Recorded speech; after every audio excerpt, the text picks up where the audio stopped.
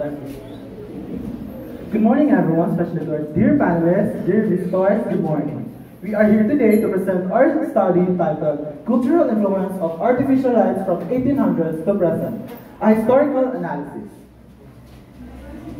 Our research problem is, this study aims to understand the evolution of artificial lights and its adoptions and shifts through historical periods. Follow up with the research questions. What are the artificial lights used in work in daily use from 1800 to today? How have artificial lights influenced the cultural practices from 1800 to today? This study uses qualitative historical analysis research design and uses journals, articles, and documents as its sources.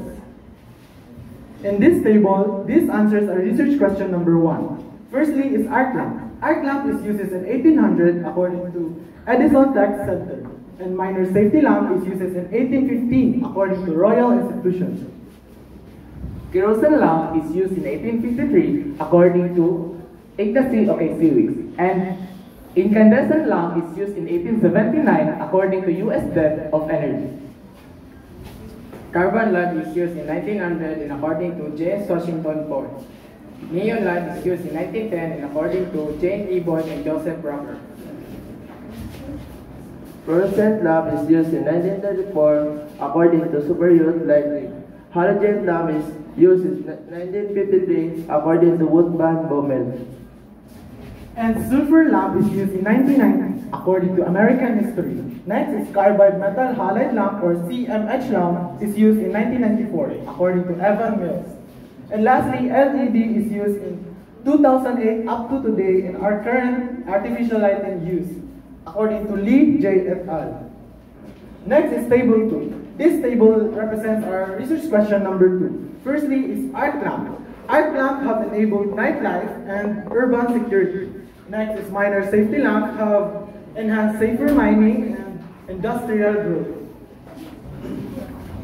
Kerosene lamp expanded night activities, and incandescent lamp enabled 24-hour economy film industry. Carbon lab is enabling in mining cave exploration. Neon lights is urban aesthetic and advertising.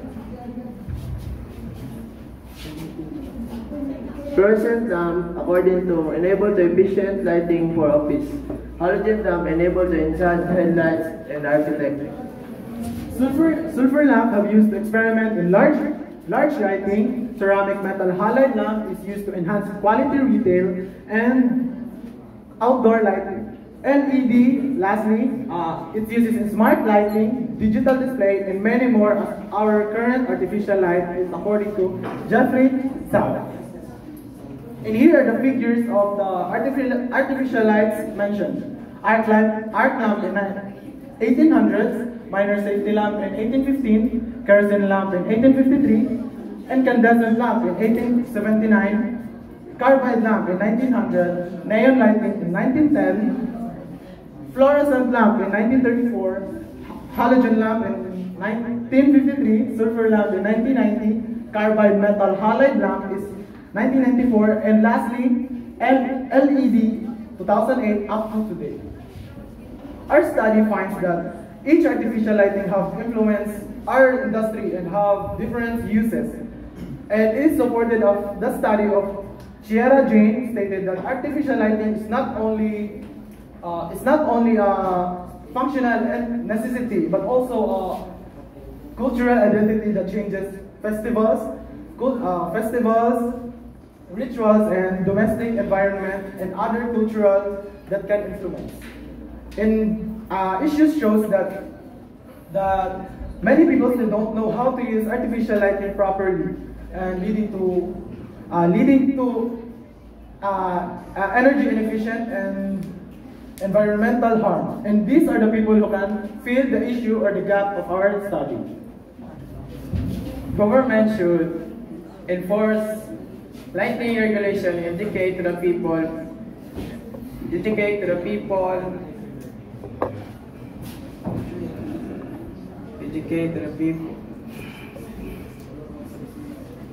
energy efficiency and light pollution. Businesses should use efficient lighting, optimize workplaces, and reduce light pollution. Utilities should upgrade systems. Okay, time is up. So, question for your group.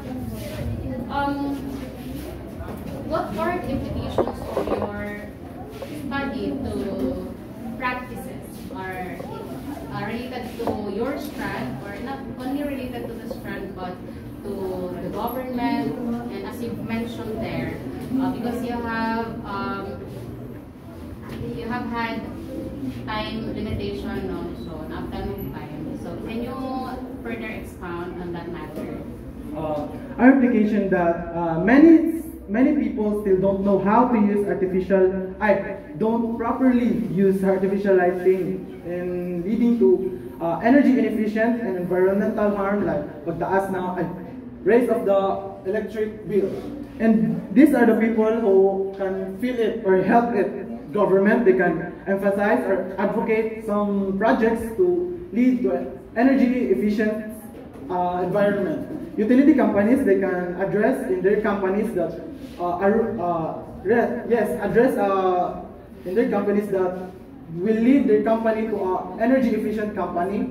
Educational institution can also shape our future generation by teaching the students how to use energy efficiently, leading our future generation a future environment, energy efficient environment. And businesses and commercial establishment can address a rule in their business that will follow to the people that can lead to an energy efficiency that can solve our application.